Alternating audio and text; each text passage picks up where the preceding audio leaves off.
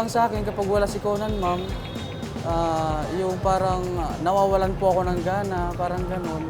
Parang kung wala siya, parang tinatamad po ako mag-duty. Kasi yun lang po yung talaga yung lakas ko para ma ko siya na yung mawala po yung mga stress.